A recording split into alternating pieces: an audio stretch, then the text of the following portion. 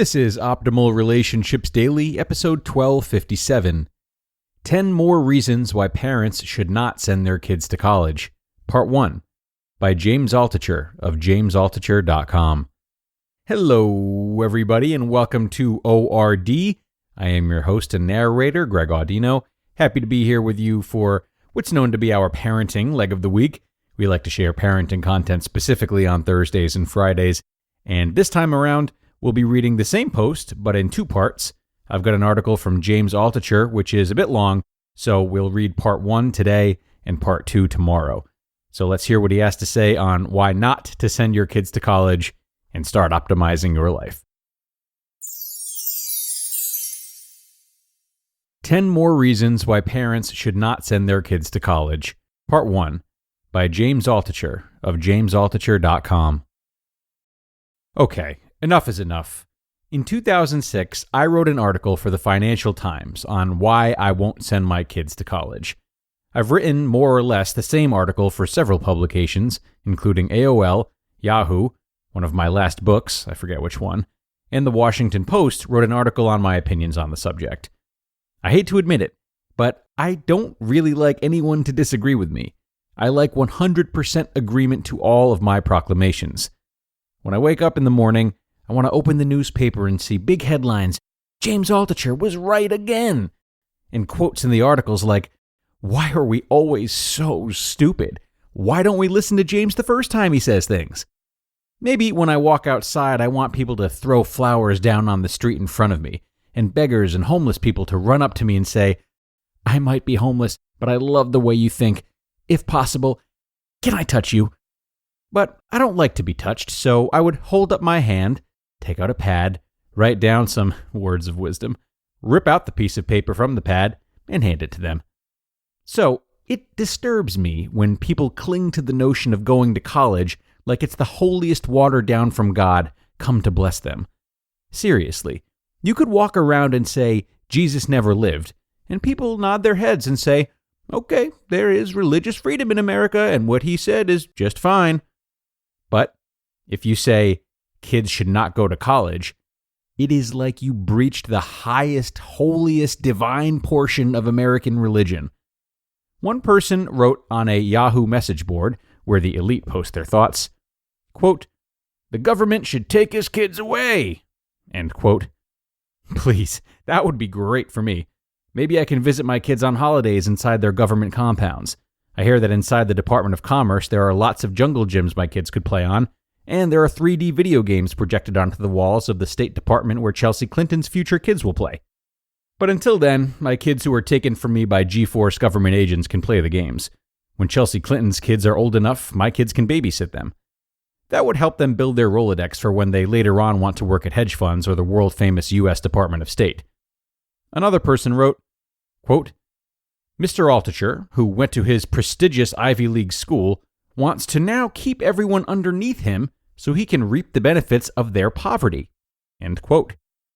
Yes, I admit it. I need everyone to be less educated than me so I can feel good about myself. If you didn't go to the same school as me, then it's a guarantee you are less intelligent than me. Okay, those were the spurious disagreements with my articles. I don't even honor them with an official number, like many of those list blogs that people hate. But now, I'm going to make a list blog anyway. Who cares?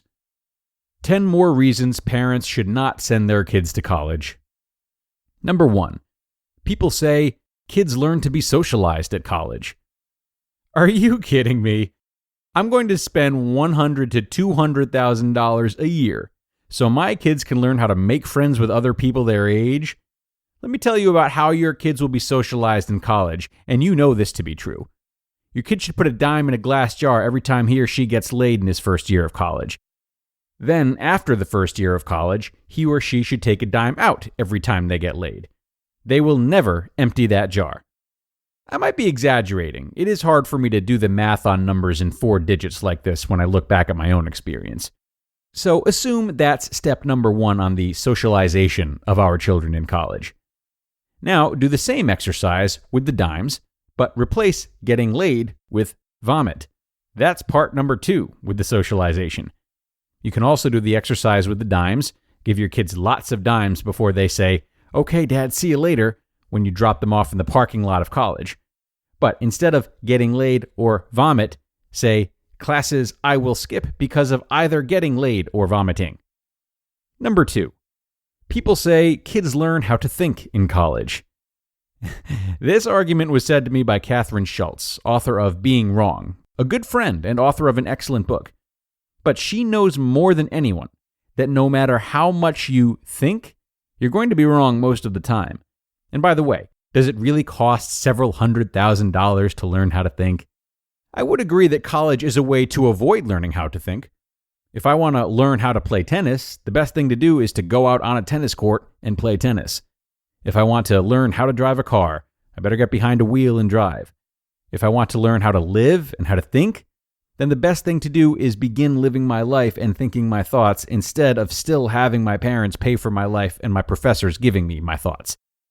Number 3. Statistics say college graduates make more money than non-college graduates. Clearly, anyone who states this has failed Statistics 101 in college. We might know correlation, but we don't know cause and effect here. Since our generation, post-baby boomer, basically everyone goes to college except people who absolutely failed high school, then of course it makes sense that achievement-minded people make more money than individuals who are not achievement-oriented. A better statistical study, which nobody has done, is take 2,000 people who got accepted to Harvard 20 years ago and randomly force 1,000 of them to not go to college. Then, at the end of 20 years, see who made more money. My guess is that the 1,000 who didn't go to Harvard would have made more money. They would have been thrown out of the nest to learn how to fly that much earlier, and a 5-year head start would have made enormous difference. I say 5 years because that's the average amount of time it takes to finish college, not 4 as many think. To be continued. You just listened to part 1 of the post titled 10 More Reasons Why People Should Not Send Their Kids to College by James Altucher of jamesaltucher.com. And a big thanks to James for sharing. He always does a very nice job of pairing humor with good points that we often don't consider or go against the grain. Now, I'm going to share a fuller commentary after tomorrow's episode. That's where we will finish up this post and we'll have more context. But right now, you're already seeing a lot. I really like the seeds of, I guess I'll call them the seeds of independence that he's planting, and reminding us that so much of what we can achieve is in our control, or at least more in our control than we might give credit for. That there is power in the sometimes powerless feeling of just living, just thinking, and trying things without a sense of direction or guidance. It's easy to sometimes forget that, isn't it? So, something to think about as you mull this over before hearing part 2. Everyone, enjoy the rest of your day.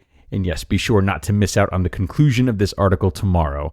That's where your optimal life awaits.